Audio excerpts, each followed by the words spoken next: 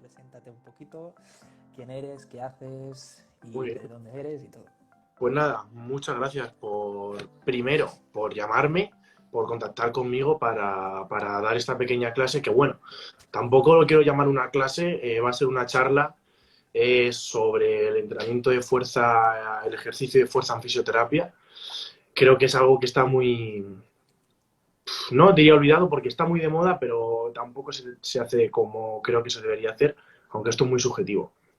Yo soy Alejandro, soy fisioterapeuta, llevo relativamente poco tiempo pues, ejerciendo la fisioterapia, no, soy bastante joven. Lo que digo, no voy a dar ninguna clase, voy a compartir lo poquito que sé y lo poquito que podía aprender de otras personas, leyendo, y poco más. Tampoco quiero hablar mucho de mí porque, bueno, los que me siguen en redes más o menos ya me conocen y los que no, pues nada. Soy Alejandro, soy fisio y poco más. Más o menos en la cámara de mi compañero creo que podéis ver, eso es, las diapositivas. Ahí, ahí. Lo primero, ya desde la portada voy a empezar a hablar. Ejercicio de fuerza como medio de terapia física, hacia la fisioterapia del siglo XXI.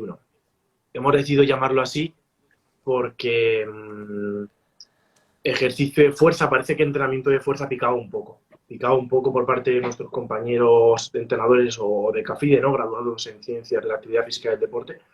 Personalmente tengo grandes amigos que son de este campo y comparten por suerte mi forma de verlo, pero hay algunas personas que no terminan de ver a un fisio y el ejercicio de fuerza, como que es algo que choca. Bueno, lo primero es aclarar. Con esto no tenemos que entrar en competencia de ningún entrenador. Cuando hablamos de utilizar el ejercicio de fuerza como un medio de terapia física, no estamos hablando de ser entrenadores, no estamos hablando de rendimiento, no estamos hablando de nada de esto, no estamos hablando de ser intrusos en una profesión que existe, que es la ciencia de la actividad física y el deporte, en este caso el entrenador. O sea, es un grado y es una profesión, por lo cual no es nuestro trabajo y no vamos a buscar rendimiento, no vamos a buscar estética, ni vamos a buscar nada de eso.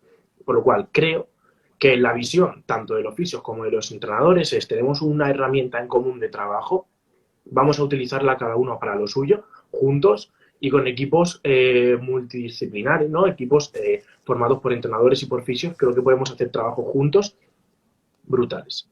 Así que, bueno, creo que hay que dejar peleas aparte, dejar de ver quién tiene el ego más grande, de no, unos tratar de enviarlos a la camilla de donde por suerte ya estamos empezando a salir, otros decir como soy fisio puedo hacer lo que me dé la gana. Bueno, hay pastel para todos y no hay pastel para todos, hay personas para todos.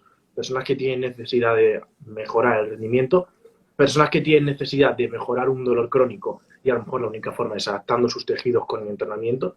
Así que bueno, dicho esto no me quiero alargar mucho más. Vamos a pasar hacia la siguiente diapositiva y sale una comparativa, una tabla que no se termina de ver muy bien, pero bueno, yo os la voy contando. Cambio de paradigma, pone arriba. Una fisioterapia tradicional frente a una fisioterapia moderna. En esta fisioterapia tradicional tenemos una serie de puntos. Es una fisioterapia más antigua, camilla, terapia manual, tratamiento pasivo, fisio con una posición, o profesional sanitario con una posición superior, por así decirlo, más autoritaria respecto al paciente, que obedece, ejecuta, va a que le traten y se va curado. Por suerte esto ya no funciona así, o está dejando de funcionar así. Esta fisioterapia se basa mucho en la estructura.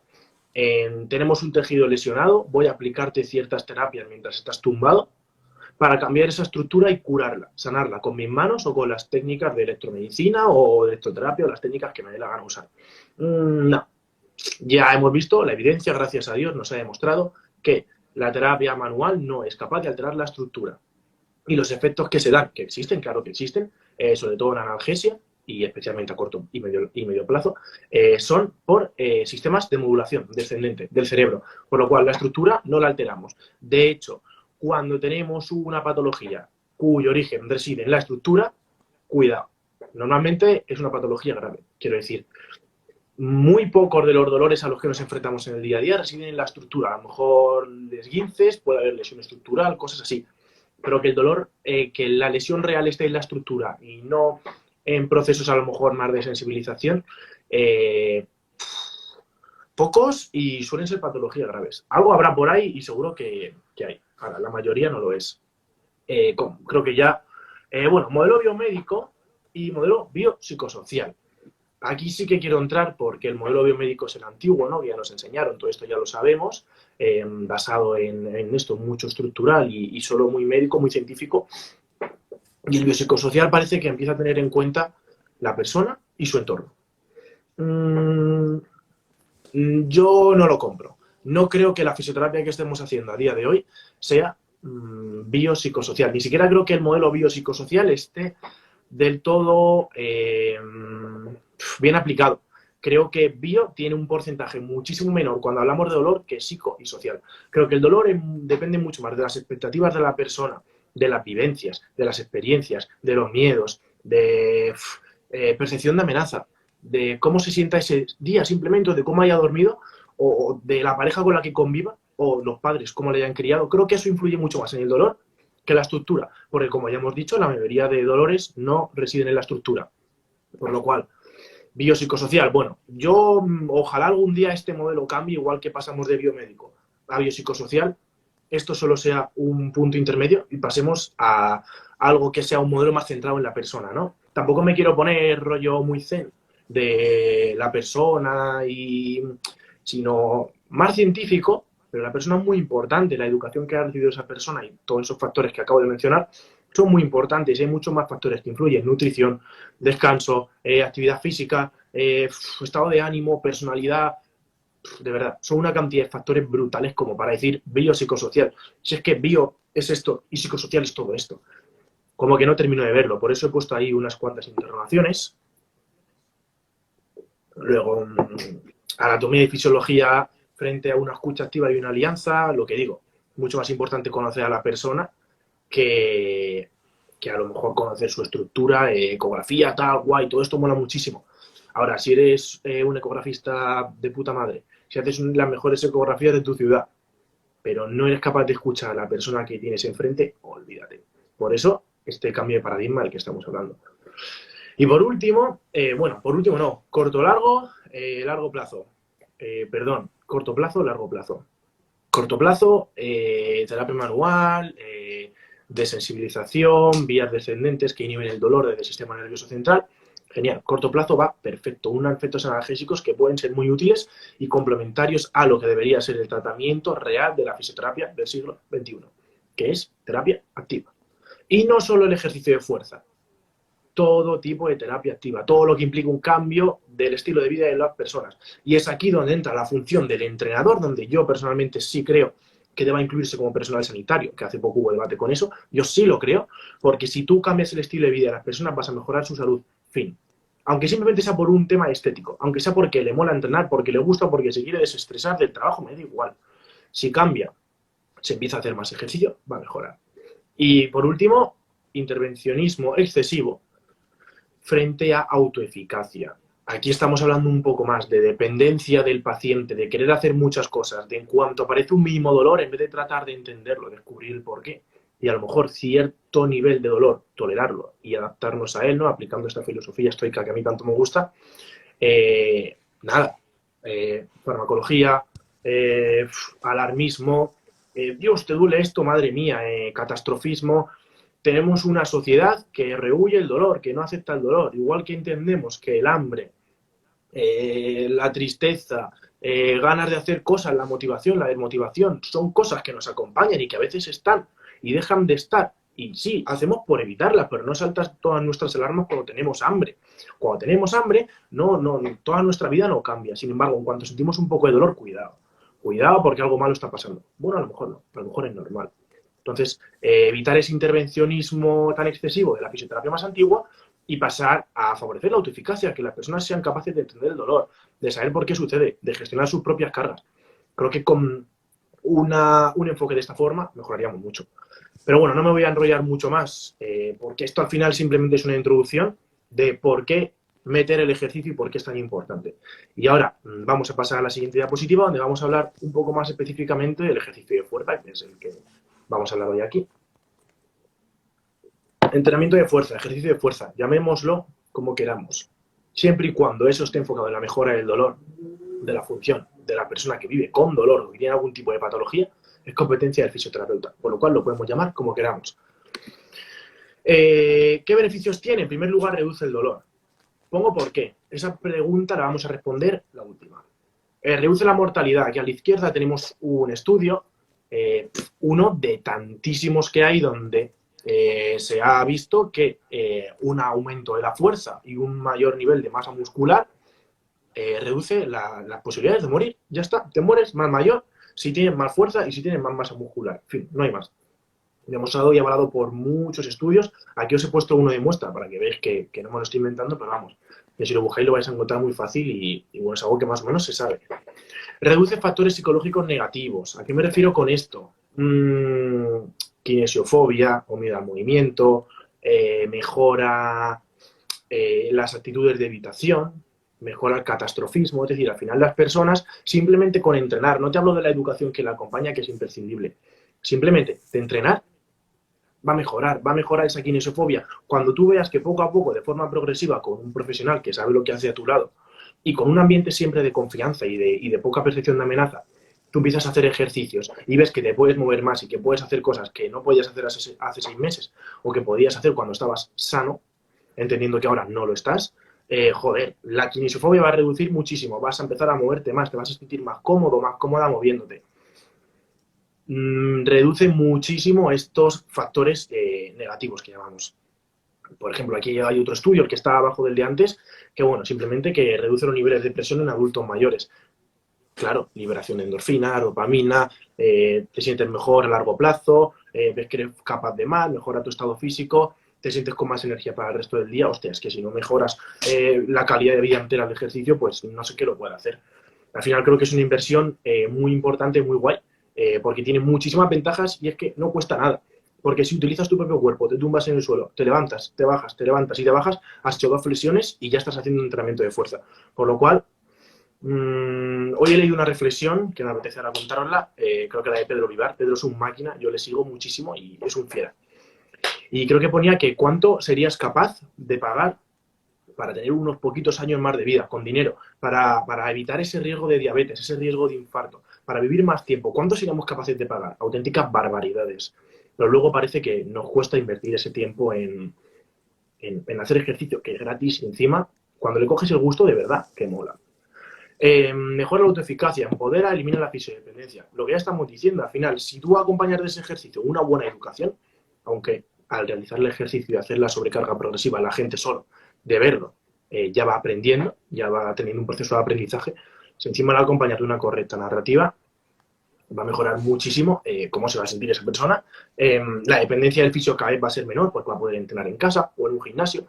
Tampoco tenemos que entender el proceso de rehabilitación tenga que ser mucho más largo por incluir ejercicio. Está claro que con 2 sesiones de masaje lo podríamos arreglar a corto plazo, podríamos aliviar el dolor. Bueno, podríamos entrar en debate. Está claro que con 2 entrenamientos no. Pero si inculcamos un estilo de vida activo, podemos tener un tratamiento para toda la vida, dependiente del fisioterapeuta, con una buena gestión de la carga y una buena educación. Vamos, yo lo veo clarísimo porque apostaría. Reduce el dolor, ¿por qué? Todos los tejidos son mecanodependientes, todos los tejidos dependen de la carga. Todos los tejidos dependen de la carga, súper importante. Entonces, si aumentamos las capacidades de tolerar la carga de los tejidos, vamos a ser capaces de soportar mejor nuestro día a día. Muchos dolores que no tienen una causa detectable, no tienen un origen claro, se deben a una falta de fuerza. No es que se deban a una falta de fuerza. Muchas veces no sabemos a qué factores se deben. Se puede ver a fallos en el control motor, déficit de fuerza, factores psicológicos, daño estructural de vez en cuando, vale, te lo compro. Y seguramente sea una mezcla de todos ellos o no sea ninguna porque no tenemos las capacidades para saberlo todavía. Ahora, con la fuerza, mejor. Punto. No hay más. Da igual, aunque no sepamos la causa, lo bueno de la fuerza, es que apenas no tiene contraindicaciones. Entonces, joder, tenemos una herramienta brutal, potentísima, que funciona para todo el dolor. Simplemente tienes que tener los conocimientos para no hacer el burro, para generar una serie de adaptaciones progresivas, sin hacer el bruto, sin irritar la zona. Pero bueno, de eso hablaremos un poquito más tarde cuando hablemos de la intensidad. Vamos a pasar a la siguiente. Hablamos de valoración. Bueno, nos vamos a meter un poco más en profundidad y vamos a hablar de valoración. Quiero dedicarle poco tiempo Porque yo no hago valoraciones enormes cuando hago entrenamiento de fuerza. También es verdad que son personas que normalmente ya he valorado en camilla, ya les he hecho su tratamiento pasivo, me las he ganado, las he ido llevando a mi terreno, que esto daría para otra clase larguísima. Esto daría para un curso entero. Así que si algún día os interesa saber cómo ganaros una persona y llevarosla a vuestro terreno, podemos hablar de ello. Pero yo ya son personas con las que ya he tratado antes y ya les meto hacia un cambio en el estilo de vida y un poco de ejercicio. Entonces, la valoración normalmente más típica de terapia manual como que ya está hecha. Pero voy a hablar de valoración a la hora de aplicar el ejercicio de fuerza. Antes de empezar, comentar que estoy viendo algunas preguntas en el chat. Al final intentaré reservarme 5 o 10 minutitos para preguntas. Así que bueno, intentaremos guardarlas por aquí y responderlas si es que hay alguna. Y si no, pues estupendo. Pero espero que haya alguna. Eso significa que estamos atentos. Valoración. Lo primero siempre es descartar red flags. Siempre. O sea, yo soy muy, entre comillas, ¿vale? Entre muchas comillas de poco valorar. Descartar red flags es fundamental y seguramente sea lo más importante que nos enseñan en la universidad. Muchas veces en la universidad la formación que nos dan es un poco más esta fisioterapia tradicional de la que hablábamos al principio, ¿no? El cambio de paradigma todavía no se ha hecho. Son planes de estudio que cuestan muchísimo aprobar, que llevan implantado muchísimos años y que a veces hasta que no sales de la universidad no te enfrentas con la realidad y no dices, hostia, esto es otra cosa. No, mucho, a mí me han enseñado a hacer CIDIACs, la estructura, no sé qué, no sé cuál, tal. Bueno, la asignatura de psicología valía 3 créditos y la asignatura de biomecánica, anatomía y fisiología de cosas raras valían 400.000 créditos. Por lo cual yo no podía imaginar que fuera tan importante la percepción de la persona hasta que me puse a tratar. Pero las red flags nos las han enseñado muy bien. Por lo cual, estudiad bien las red flags si estáis estudiando. Si no, repasarlas. Yo también debería repasarlas porque tenemos que saberlas de puta madre. Descartar red flags. Seguimos. Vamos a valorar. Test ortopédicos, palpación, mejor no palpes, pero bueno, hay expertos en palpación que palpan y les va bien tal cual, bueno, a veces hay que palpar, sobre todo para cumplir expectativas. Ahora, estamos hablando de que el tratamiento no va a ser pasivo, palpación no hace falta. Y test ortopédicos, la mayoría tiene una fiabilidad que es terrible, o sea, la mayoría de test ortopédicos son horribles, la gran mayoría no funcionan, y la otra gran mayoría está muy enfocados hacia estructuras. Pocas veces se enfocan a gestos, a patrones de movimiento. Son estructuras muy concretas. Tú haces un test concreto y estás valorando el supra. Genial. ¿El supra funciona o no funciona? Pero estamos hablando de que el dolor no se suele corresponder con una alteración estructural. Entonces, ¿de qué me vale saber si el supra está alterado o no? O sea, a lo mejor lo que está alterado es simplemente la función en general y vamos a trabajar sobre la función. Entonces, yo lo que haría y lo que suelo hacer es crear e inventarme mis propios test ortopédicos, mis propios pruebas funcionales con las cuales, primero, tengo que conocer al paciente. Estamos hablando todo el rato de alianza terapéutica, modelo enfocado en la persona. Tengo que conocer a esa persona, saber qué miedos tiene, qué miedos no tiene, qué le preocupa, qué no, cuál es su día a día, en qué trabaja, realiza deporte, qué le gusta hacer, qué no le gusta hacer, qué le duele cuando hace. Entonces, si yo ya sé cuáles son sus objetivos, cuáles son sus limitaciones, cuáles son sus miedos y qué es lo que aspira a hacer, cuáles son sus objetivos y qué expectativas tiene con el tratamiento, yo puedo saber si lo que le duele es coger un objeto del suelo, un patrón de movimiento muy normal, que es una flexión de la columna lumbar con ligera flexión de las rodillas.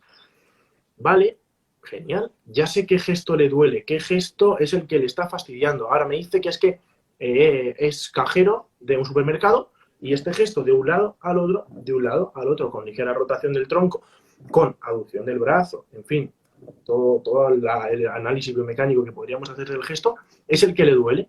Perfecto, ya tengo mi test funcional, no un test ortopédico, un test funcional, un test de movimiento. Ya sé qué movimiento le duele. Voy a valorar, voy a coger, ya sea de forma analítica, de forma más global, un ejercicio que pueda simular este gesto y voy a añadirle carga. Voy a ver con cuánto puedo hacerlo, con cuánto no. ¿Cuánta carga me tolera? ¿Cuánto no? Cuidado con el dolor. Vamos a empezar poco a poco, vamos a ser progresivos. Vamos a empezar con cargas que no duelan o sin carga. Haz el gesto. Seguramente así en caliente y sin haberlo hecho muchas veces o sin estar muy irritado no duela. A veces sí duele y no lo pueden hacer ni siquiera completo. Bueno, reduzco el ROM. Pero tenemos muchas alternativas para disminuir lo que sería la carga. Por lo cual, vamos a ver, en qué punto de partida estamos, ya sea un atleta de élite que a lo mejor tiene una adaptación brutal, o mi madre, que es una persona normal y no hace relativamente mucho ejercicio. Entonces, o una persona de 70 años, vamos a ver de qué punto partimos, vamos a ver cuánto le duele al hacer ese tipo de ejercicios, con cuánta carga es capaz de realizarlo, ver si tiene el rango de movimiento completo, ver si a lo mejor no solo tiene el rango, sino que encima puede mover cargas externas, ver que a lo mejor simplemente meter la gravedad ya es doloroso. Bueno, vamos a valorar el punto de partida, poco a poco. Y luego, nada, lo que pone aquí, alianza terapéutica, conocer los miedos, inseguridades, saber qué gestos son los que duelen, pero ya no solo los gestos que duelan, porque a lo mejor hay gestos que duelen porque nos ponemos a hacer pruebas rebuscadas y descubrimos que algo duele, venga, vamos a volvernos locos con esto, no.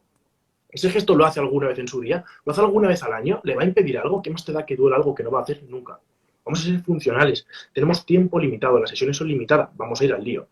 Entonces, bueno, yo creo que más o menos la valoración, resumiendo, es eso. Ver, conocer muy bien a la persona es más importante. Y pasando a la siguiente diapositiva, os dejo una frase que es que nos va a decir mucho más del dolor de una persona, conocer bien a esa persona y a su entorno, que conocer sus estructuras o saber si tiene un test ortopédico, el que quieras, positivo o negativo. De verdad, mucho más importante conocerla, lo que estamos hablando, sus miedos, las acciones que realiza, las que no, las que quiere realizar, las que no, que conocer si tiene una estructura dañada o no. Porque da igual que tenga una estructura dañada o no, y a lo mejor tiene todas las estructuras sanísimas, todos los test ortopédicos son negativos, para esa persona le duele. Cuando intenta coger un objeto del suelo, pues vamos a trabajar ese movimiento, ¿no? Vamos a generar esa adaptación. Así que, bueno, la valoración más o menos, yo creo que hay poco tiempo y vamos a intentar pasar un poco, que si no se me va. Conocimientos básicos de fisiología y programación del entrenamiento. Empezamos a entrar en materia. Aquí he puesto como un poco palabras aleatorias, ¿no? A ver, que es que no lo veo muy bien. Tipos de fibras musculares, tipos de contracción, vías energéticas, respuestas metabólicas, adaptación, palabrejas más relacionadas con fisiología. Entonces, ¿qué conceptos tienes que saber de estos? Bajo mi opinión, todos. O los máximos que puedas entender, analizar y comprender. Lee mucho. En fisio tenemos, por desgracia, una formación en fisiología del ejercicio, poco, muy poco o nada. Con lo cual, hay que formarse por otras vías. Vamos a hacer un curso de CAFIDE si nos mola. De verdad, no pasa nada, no somos intrusos, lo vamos a aplicar al dolor y a nuestros pacientes, que son los mismos que tratamos en camilla, solo estamos tratando de otra forma. Una vez que esa persona se rehabilite, derivamos, genial. Trabajo multidisciplinar. Pedir apuntes a amigos. Tenemos un montón de amigos que tienen apuntes de CAFIDE. Todos tenemos amigos entrenadores. Todos los fisios tenemos algún colega que es CAFIDE. Todos. O que lo está estudiando. Hostia, pues pide los apuntes de fisiología del ejercicio, fisiología del movimiento, fisiología, tejido muscular, cómo funcionan las vías. Bueno, pues pídele estos apuntes y poco a poco pues ve conociendo por dentro cómo funcionan estos procesos antes de entenderlos por fuera. ¿Es más importante entenderlos por fuera? Sí. Ahora, entenderlos por dentro nos va a ayudar a ser mejores. Busca libros, hay un montón de libros, bueno, hay un montón de alternativas. Por suerte hoy en día vivimos en la época informática, electrónica, del webinar, de la clase, del seminario. Hay un montón de contenido gratuito, por lo cual vamos a aprovecharlo, ¿no? Ya que nos están bombardeando todo el día con publicidad, joder, pues para un montón de cosas que regalan vamos a usarlas. Luego, hay 3 puntos en naranja, que son de los que quiero centrarme, ¿no? Esos eran ejemplos de procesos que a lo mejor deberíamos conocer, que pueden ser importantes y hay una lista infinita, pero he puesto 3 que sí que me gustaría hablar porque son súper básicos, pero voy a describirlos súper rápido. Adaptaciones neuromusculares contraestructurales.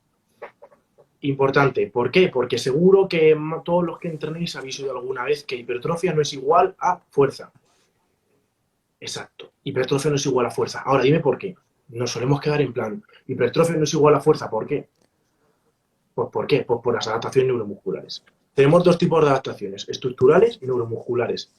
Las adaptaciones neuromusculares son adaptaciones donde lo que mejora es la coordinación intermuscular e intramuscular. Que cuando se contrae el agonista no se contraiga el antagonista. Es decir, empezar a dominar el técnico, conocerlo. Se da muchísimo al principio del trabajo, ¿no? En personas más inexpertas, más novatas o gestos muy nuevos, aparece muchísimo. Además, mejora la velocidad de la conducción nerviosa, la conexión entre el tejido muscular y el cerebro se vuelve muchísimo más eficiente, se vuelve mejor más eficiente y de más calidad. Por lo cual, hipertrofia, que son las adaptaciones estructurales, no siempre, siempre implica fuerza, pero fuerza no implica exclusivamente hipertrofia. Repito, hipertrofia, aumento de la masa muscular, siempre es igual a fuerza. Siempre.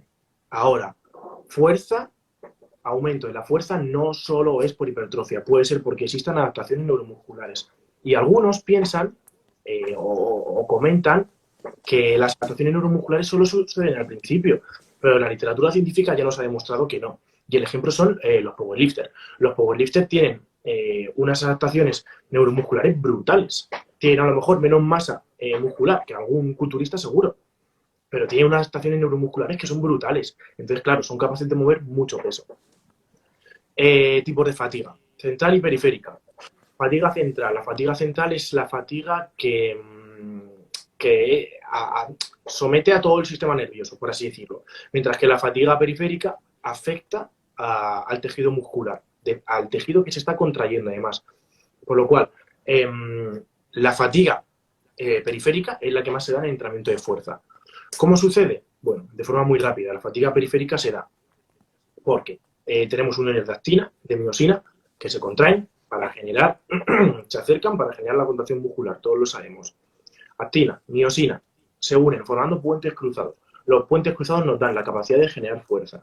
Cuando empezamos a tener fatiga, se empiezan a perder puentes cruzados y somos capaces de generar menos puentes cruzados.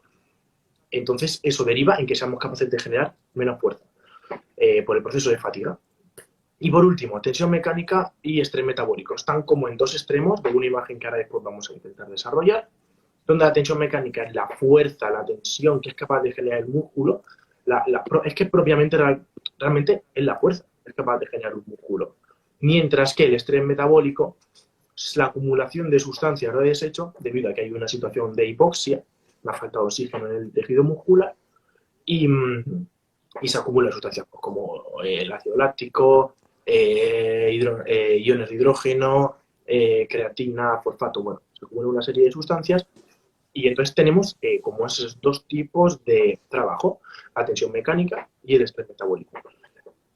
Ambos se dan cada vez que hay aumentos en la fuerza, pero la tensión metabólica y el estrés, la tensión mecánica y el estrés metabólico se dan un poquito más en algunos tipos de ejercicios concretos que vamos a ver más adelante. Entonces, bueno, con que os quedéis con que la tensión mecánica es la fuerza propia que es capaz de realizar el músculo, mientras que el estrés metabólico en la acumulación de sustancias de desecho que da esa sensación de quemazón o que también se conoce como pampeo, que es porque al final como que quemas músculo hacer tantas repeticiones, con eso más que de sobra.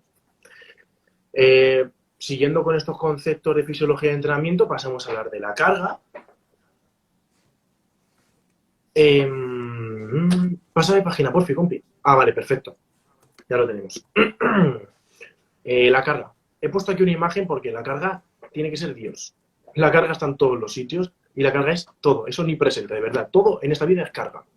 Entonces, la carga no es solo series, repeticiones, intensidad, frecuencia, bla, bla, bla, bla. No, ni los kilos movidos por semana, ni por mes, no. La carga es todo. La carga es, incluye todo eso, la actividad, el nivel de actividad, la cantidad de actividad que hacemos durante los entrenamientos o las sesiones de fisio. La carga también es cómo has dormido esa noche. Tienes menos tolerancia a la carga si has dormido peor, por lo cual eso afecta a la carga. ¿Cómo has comido en los últimos días? ¿Cómo es tu alimentación de forma regular? Eso afecta a la carga. Tienes más capacidad de tolerar carga. Sí, comes mejor y si comes peor tienes menos. Estrés, ¿estás estresado? Eso va a elevar tu nivel de cortisol y va a bajar la capacidad de carga que puedes tolerar. Por lo cual, en la carga influye absolutamente todo. Y luego un fallo que cometemos muy habitualmente. Cuantificamos la carga, pero no tenemos en cuenta que esa persona trabaja, que esa persona respira, que esa persona cuida de sus hijos, que esa persona juega al cricket en su tiempo libre. Me da igual todo lo que haga, que esa persona come, que esa persona hace cosas en su casa y fuera de ella en su tiempo libre todo el resto del día. A ti va a verte 2 veces por semana durante 1 hora. La semana es muy larga, por lo cual cuantificar la carga solo que estamos introduciendo durante nuestras sesiones como que es un poco surrealista. Entonces, bueno, entender la carga como todo. Por eso pongo aquí como que la carga fuera un poco Dios, porque es que la carga está everywhere. Está en todos los sitios. Por igual, vamos a entender la carga de una forma mucho más open your mind y entiende que la carga está en muchos sitios. Nada, ya sabemos lo que es la carga, sabemos que la carga es importantísima. Vamos a ver cómo la gestionamos. Vamos a hablar más ya de temas de programación del entrenamiento. Esto va a ser un poquito por encima y tratando de aplicarlo a la fisio. Ahora, todo lo que sabemos de entrenamiento viene de los entrenadores, viene de CAFIDE, por lo cual vamos a tratar de aprender de ellos, como he dicho antes, cursos, libros, para después aplicarlo a lo nuestro. Porque en lo nuestro estas cosas no están estudiadas, muy pocas. Pero vamos a aprender de ellos, vamos a aprender a utilizarlo, lo aplicamos en lo nuestro. Si no, es muy complicado. Tenemos que ser humildes, tenemos que saber que ellos saben mucho más de entrenamiento. Nosotros sabemos más de dolor, claro que sí, de lesión, de patología, de cirugías, que han comentado antes por el chat. De entrenamiento no tenemos ni idea. Por lo cual vamos a aprender de ellos, vamos a pedirles ayuda, no pasa nada. Y entender todos estos conceptos de programación del entrenamiento, aplicarlos al dolor en vez de al rendimiento. Vale, pues empezamos con volumen, frecuencia e intensidad. El volumen, aquí hay una pequeña fórmula que pone igual a repeticiones por series por kilos. El volumen es lo que algunos entienden por carga. Cuando hablamos de los kilos movidos por semana, pues sería multiplicar las repeticiones por la serie por los kilos de un ejercicio a la semana. Por ejemplo, eso es el volumen. Y en fisioterapia, en entrenamiento, el volumen es importantísimo. En rendimiento es súper importante. Ahora, en pacientes, personas con dolor, no es tan importante. Necesitamos un volumen en torno a las 15 y 25 semanas de media por grupo muscular para generar las adaptaciones de fuerza, hipertrofia y ponernos fuertes en torno al rendimiento ideales, ¿no? Las óptimas se verían entre esas 15 y 25 series semanales.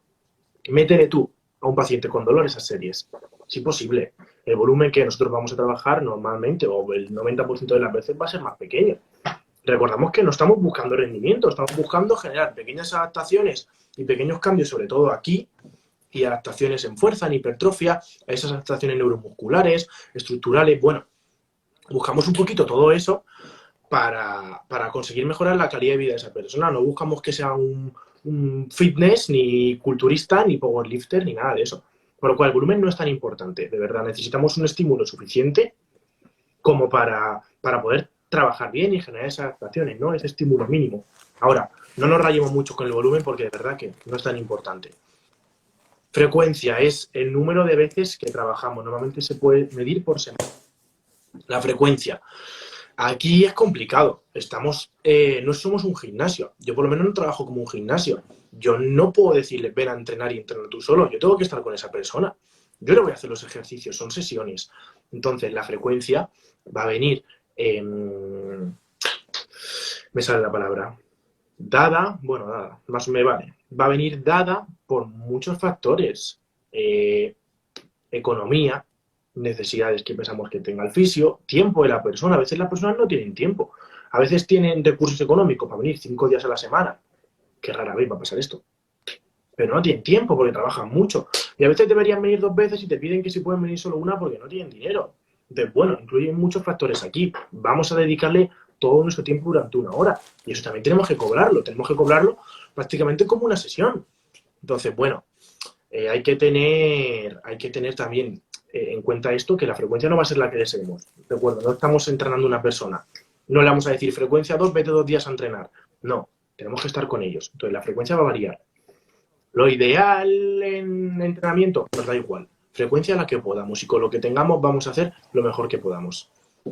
E intensidad. Cuando hablamos de intensidad, aquí viene como, yo creo que es lo más importante, la intensidad. Tenemos 3 formas principales de cuantificarlo.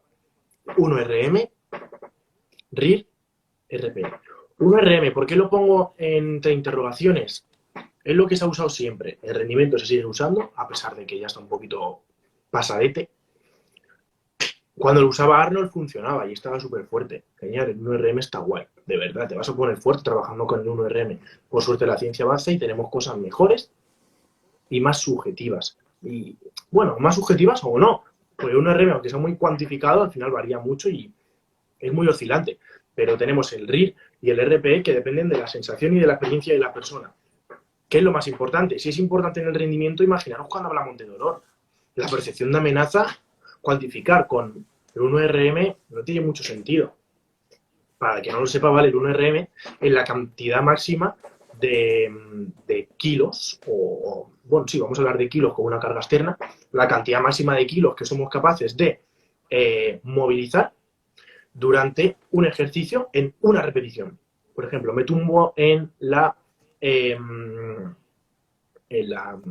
a ver, estoy en un comentario, me ha parecido muy interesante. Termino y respondo.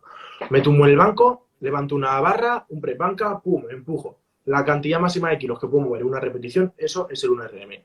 Y lo que se ha hecho tradicionalmente es trabajar con un porcentaje, el 1RM. Se ha dicho, el 70%, el 80% del 1RM es la capacidad ideal para ganar hipertrofia. Vale, genial, pero el 1RM, como la carga es tan variable, depende de muchas cosas y cada día varía. Con que estés más motivado un día y otro menos, tu 1RM varía.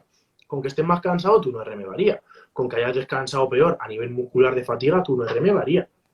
Entonces, el 1RM es muy variable, por lo cual 1RM, si ya para entrenamiento no lo veo, para dolor muchísimo menos. Y además, ¿cómo vas a calcular el 1RM de una persona con dolor? Súper peligroso. Tú no vas a poder cuantificar cuántos kilos máximos es capaz de mover una persona. Si está lesionado, tiene unas estructuras irritadas, tiene ahí esa sensibilización en esa zona, no puedes buscar un 1RM. Puedes correr el riesgo de irritar más la zona y aumentar el daño, incluso simplemente la percepción de amenaza. Con que le dé miedo y le obligues a hacerlo, la estás cargando. Existen los encoders, bueno, sí, vale. No me gusta el 1RM y no lo recomiendo para trabajar por lo menos con dolor. Me han preguntado aquí la velocidad de ejecución. La velocidad de ejecución, genial, porque una pérdida de la velocidad de ejecución se relaciona con una pérdida en la fuerza. Hasta ahí perfecto, y para el rendimiento está súper guay.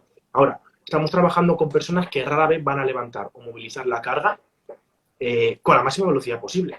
Porque estamos hablando de personas con dolor, personas que a veces tienen miedo. Que es que no estamos entrenando, estamos rehabilitando, estamos tratando, estamos enseñando. Por lo cual, personas que están aprendiendo, ¿tú cuándo le vas a pedir que mueva la carga con el máximo peso? Rara vez.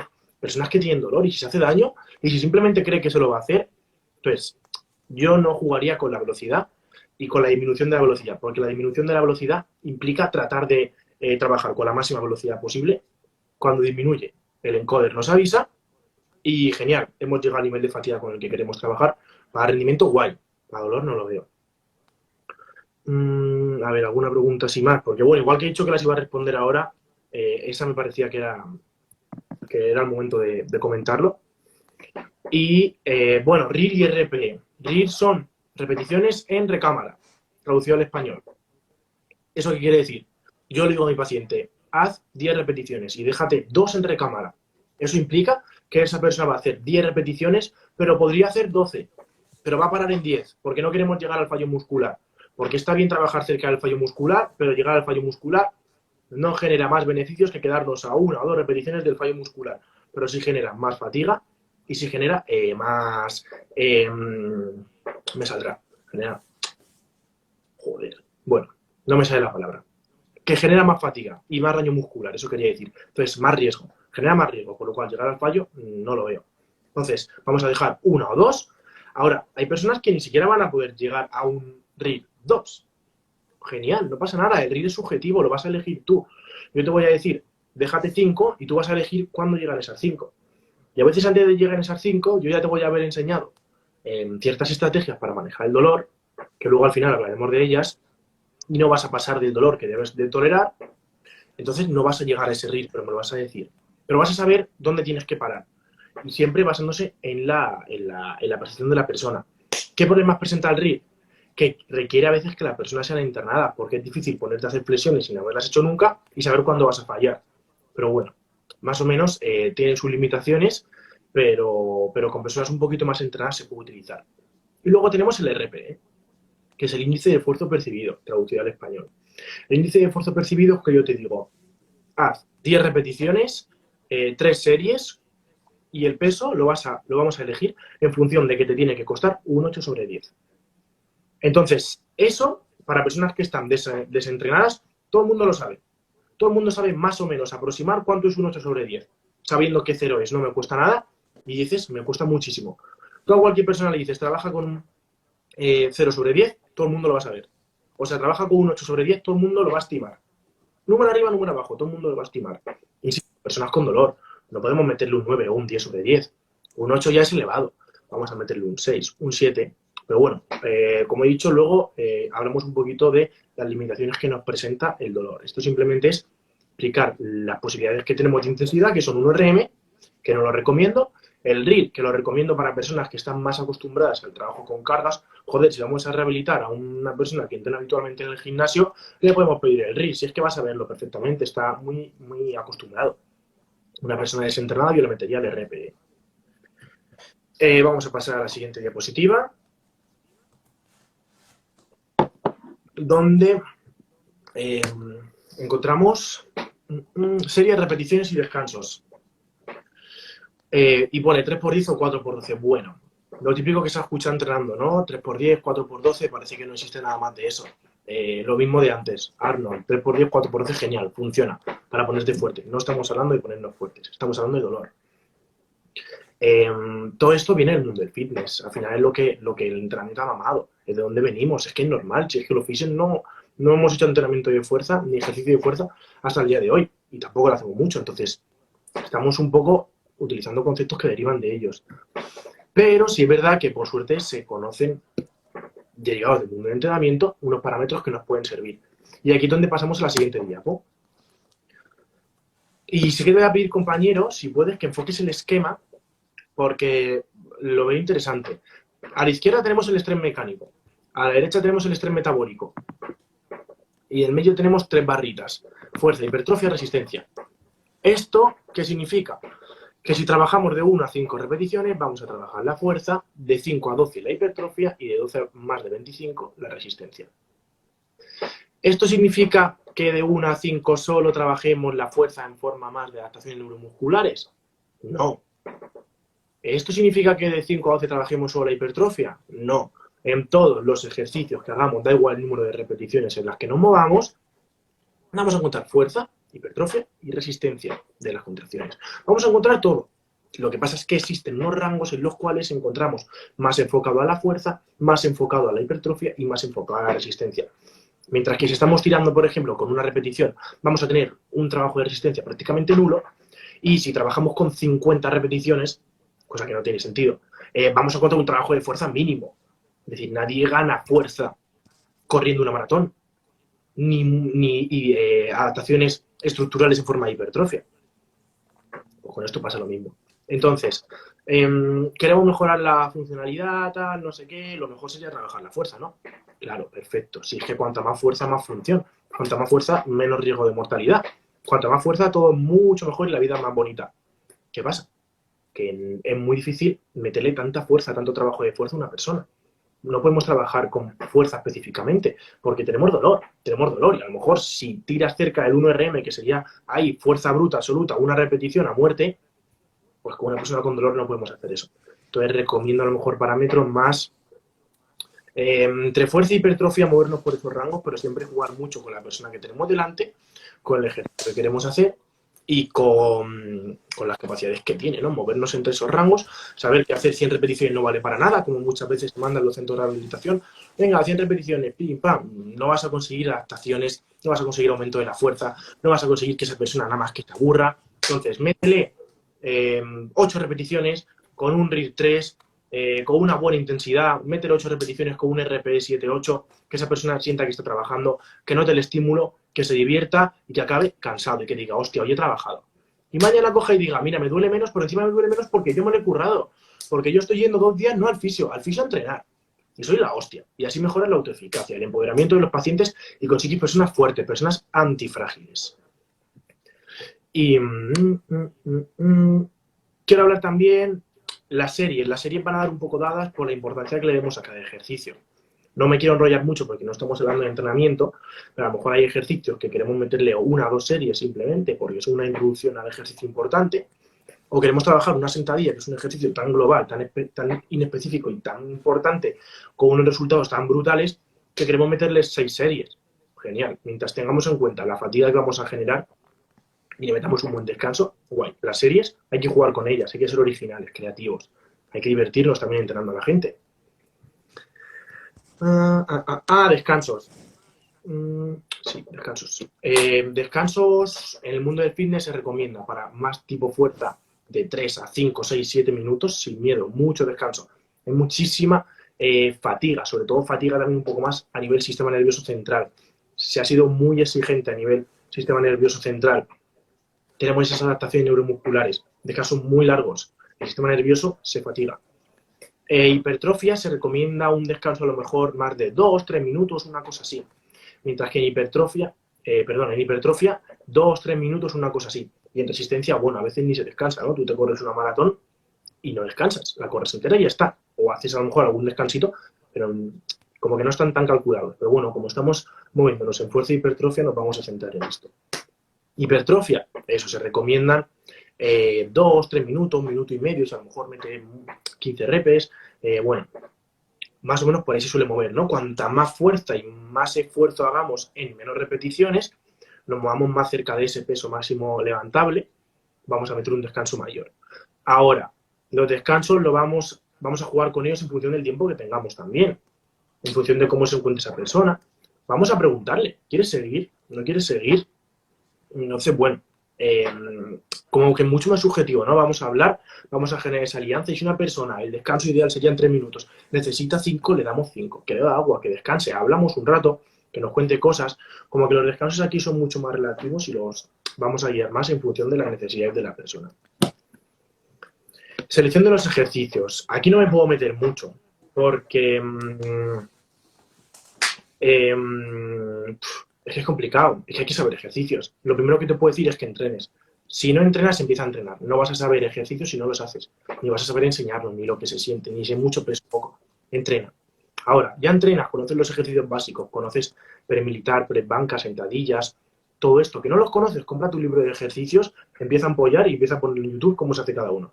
A lo mejor la técnica no es perfecta, pero el ejercicio se va a aparecer. Vete a un gimnasio, empieza a entrenar y observa a gente que más o menos sepa, que entiende, que la gente hace muchas barbaridades, pero bueno, eso va aparte. Entonces, empieza a entrenar, empieza a moverte. Tú no puedes enseñar nada a nadie que no eres capaz de hacer. Como un entrenador de fútbol que no es capaz de darle una patada a una pelota, pero ¿qué me vas a enseñar tú a mí? Pues lo mismo pasa, tienes que tener ese nivel de autoridad y sobre todo, si quieres enseñar algo tendrás que ser capaz de hacerlo, ¿no? Entonces entrena. Una vez que ya conoces esos ejercicios, vamos a adaptarlos a las necesidades de cada persona. Vamos a jugar un poquito con eso. Vamos a jugar un poquito con, a lo mejor esta persona necesito trabajar más el glúteo mayor, a lo mejor en esta persona necesito meterle más un patrón de movimiento, a lo mejor esta persona tiene miedo en este gesto, voy a simplemente hacerle que haga este gesto con peso, en un ambiente muy controlado, con una posición de amenaza muy bajita, dándole mucha seguridad, estando a su lado y dándole feedback. Vamos a inventarnos ejercicios, seamos creativos. Yo normalmente suelo combinar, a lo mejor sesiones más de fuerza específica, un press militar, un press banca, unas elevaciones frontales, un curl, incluso a veces un curl de bíceps, lo que me dé la gana, una sentadilla búlgara, lo que haga falta, se lo meto. Pero otras sesiones las dedico a divertirnos, a jugar y a hacer cosas que sean más aplicables a su entorno, a su día a día y a sus discapacidades, que son las que de verdad le están fastidiando. Pasamos a la siguiente.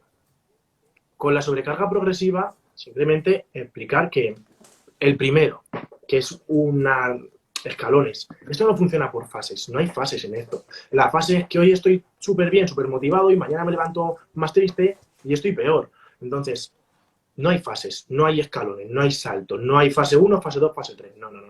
Esto es mucho más relativo y mucho más oscilante. La segunda raya no es una sobrecarga lineal, no estoy cada día un pelín mejor de forma lineal, no. La realidad se asemeja mucho más a la tercera línea. Un día arriba, un día abajo, un día mejor, un día peor, un día fatal, un día genial, hoy me salgo, hoy no he entrenado tan bien.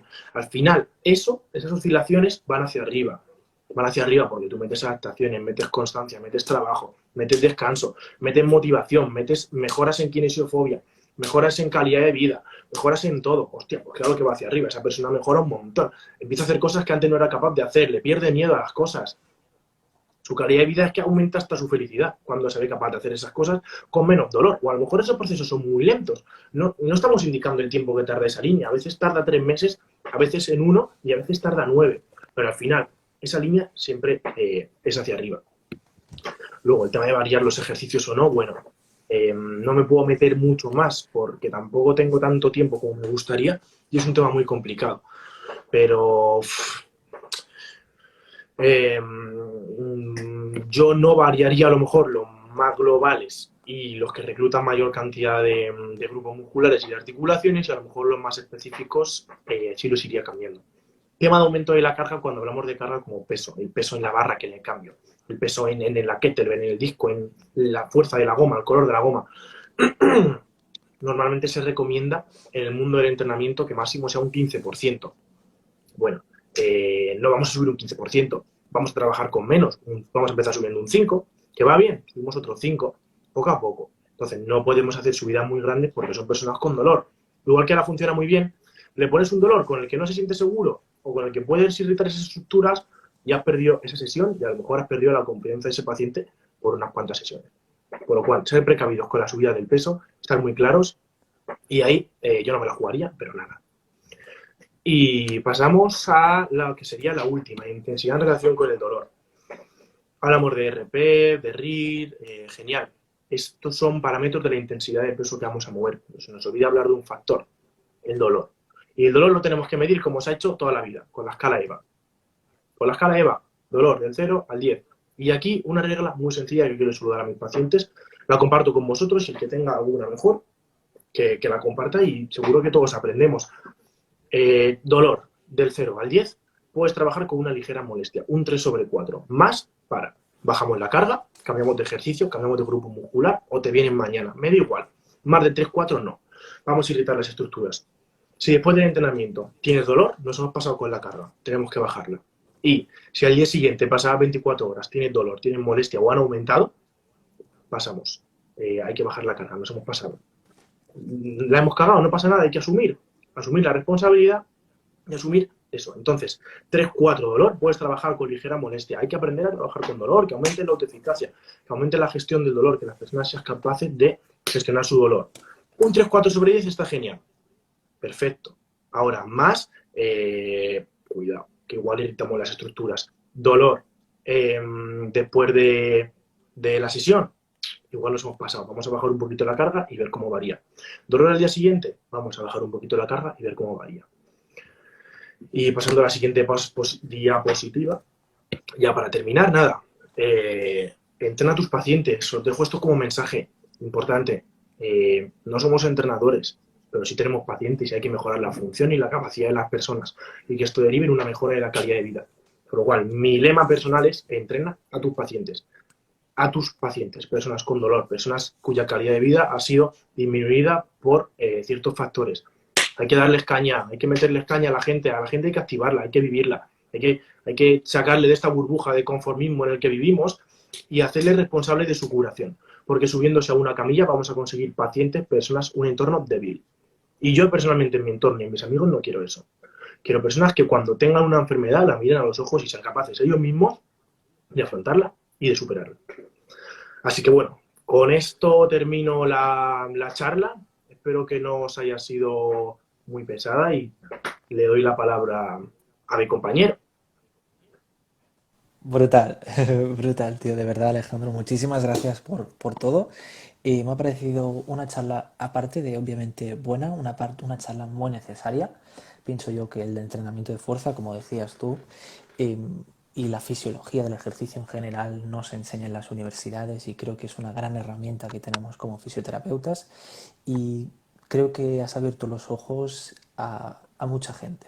Personalmente, las que está viendo ahora y, y la gente que lo va a ver en YouTube después, creo que estás ayudando muchísimo y, y déjame decirte que creo que incluso que lo que has dicho de unir realmente fuerzas con los de Café ID, creo que es muy importante, que realmente no somos tanto, no son tantas las cosas que nos separan, sino son más las cosas que nos unen y creo que podemos aprender entre ambos de los otros. Así que personalmente muchísimas gracias y bueno, te quería hacer una pregunta para la gente que a lo mejor dice o piensa que entrenas pacientes de gimnasio que deben levantar 120 kilos. Realmente, ¿cuál es tu tipo de paciente? Sí, verdad, a lo mejor, bueno, primero, darte las gracias por tus palabras, de verdad. Gracias por verlo de esta forma. Espero que haya sido así, que haya conseguido, yo qué sé, dar alguna pincelada, algún punto de vista nuevo y abrir la mente de algunos jóvenes fisios. y si son no tan jóvenes, mucho mejor. Así que muchas gracias. ¿Qué tipo de pacientes? A lo mejor eso sí que lo debería haber comentado y mira, para la próxima me lo apunto. No entreno a gente fuerte, no entreno al tío este que ves en la playa y dices, hostia, ese tío es Hulk, ni al tío que estás en el gimnasio y levanta 120 kilos en press banca o 150. No, alguno es ese, porque son personas. Pero yo trato a todo tipo de personas, trato a abuelos que tienen 80 años y que levantan.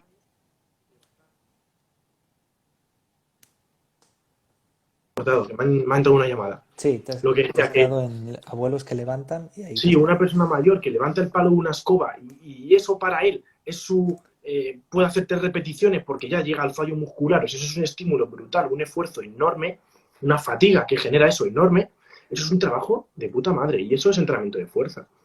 Entrenamiento de fuerza no es hacer el bruto con muchísimo peso. Si lo puedes hacer, genial. Ahora, a veces hay personas, como hablaba antes, como mi madre, o como cualquier persona normal del día a día, que no van al gimnasio, que no son mazaos de gimnasio, que no están súper fuertes, y el entrenamiento de fuerza les ayuda.